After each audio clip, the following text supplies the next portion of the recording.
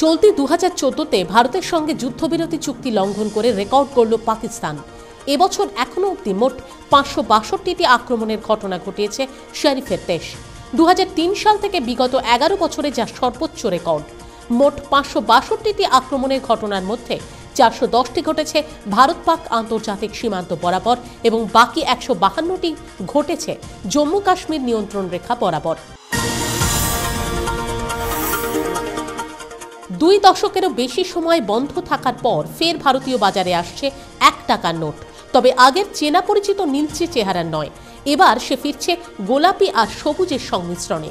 অর্থমন্ত্রকের তরফ থেকে সাম্প্রতিক এক বিবৃতিতে জানানো হয়েছে, নতুন বছরের শুরুতেই বাজারে আসতে চলেছে ওই নতুন রঙের 1 টাকা। গত কয়েক বছর ধরেই 1 টাকার নোটের বদলে কয়েন সাপ্লাই করা হলেও মোদী সরকারের অর্থমন্ত্রকের হাত ধরে ফের একবার নতুন রঙের সেজে পুনরুজ্জীবিত হতে চলেছে 1 টাকার নোট। গান্ধীজির হত্যাকারী নাথুরাম গডসেকে উৎসর্গ করে মন্দির নির্মাণে ঘোরতর আপত্তি জানালো উত্তরপ্রদেশ নবনির্মাণ সেনা। ওই দলের পক্ষ থেকে জানানো হয়, একজন নিরস্ত্র মানুষকে যে হত্যা করে সেই হত্যাকারীকে উৎসর্গ করে কোনো মন্দির উত্তরপ্রদেশে হতে পারে না। ওই ধরনের কোনো মন্দিরের পরিকল্পনা অখিল ভারত হিন্দু মহাসভার কর্মীরা করে থাকলে তা যেন তেন প্রকারেণ ভেস্তে দেবে উত্তরপ্রদেশ নবনির্মাণ সেনা, এমন হুমকিও দেন দলের সুপ্রিমো অমিত জিয়ানি। নেতাজি অন্তর্ধানের রহস্য ভেদ করতে এবার সংঘ পরিবারের দ্বারস্থ হল বসু পরিবার।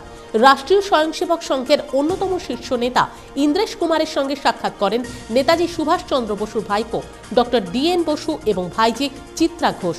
অটল বিহারী বাজপেয়ীর প্রধানমন্ত্রিত্বের আমলে তৈরি হওয়া মুখার্জি কমিশনের রিপোর্ট উল্লেখ করে নেতাজি কন্যা অনিতা বসুর হয়ে এক চিঠি বসু পরিবার তুলে দেন RSS এর হাতে। সঙ্গে আবেদন, মোদী সরকার যেন নেতাজি অন্তর্ধান রহস্যের গোপন ফাইলটি প্রকাশ করেন। নতুন বছর 2015কে উপলক্ষ করে এবার মোদী ক্যালেন্ডার প্রকাশ করল ভারতীয় জনতা পার্টি। ওই ক্যালেন্ডারে প্রধানমন্ত্রী নরেন্দ্র মোদীর 365 দিনের কাজের উদাহরণ হিসেবে 365টি আলাদা আলাদা ছবি ব্যবহার করা হয়েছে। পদ্ম শিবিরের পক্ষ থেকে তাদের সর্বভারতীয় সভাপতি অমিত শাহ জানিয়েছেন, দেশের আম জনতা যাতে প্রধানমন্ত্রীর ছবি দেখে কাজের অনুপ্রেরণা পান, সেই লক্ষ্যেই তৈরি হয়েছে ওই বিশেষ মোদী ক্যালেন্ডার। এবার তুলনামূলকভাবে কম গ্যাঁটের কড়ি খসিয়ে পৌঁছে যাওয়া যাবে লাল গ্রহে, এমন মঙ্গলময় বার্তায় শুনিয়েছেন নাসার বিজ্ঞানীরা।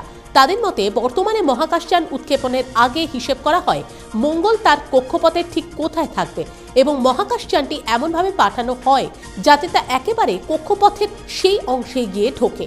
কিন্তু নয়া পদ্ধতিতে মহাকাশযানটি মঙ্গল কক্ষপথে যেখানে আছে তার থেকে কিছুটা এগিয়ে মঙ্গলের মতোই একটি কক্ষপথে প্রবেশ করবে, কিন্তু তার গতি থাকবে মঙ্গলের চেয়ে সামান্য কম।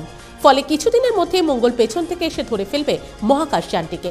এর ফলে উৎক্ষেপণ ও যাত্রাপথের খরচ এক থাকলেও কক্ষপথের একেবারে নির্দিষ্ট বিন্দুতে গিয়ে প্রবেশের বিষয়টি না থাকায় খরচ আপেক্ষিকভাবে অনেকটাই কমে যাবে বলে দাবি নাসার বিজ্ঞানীদের।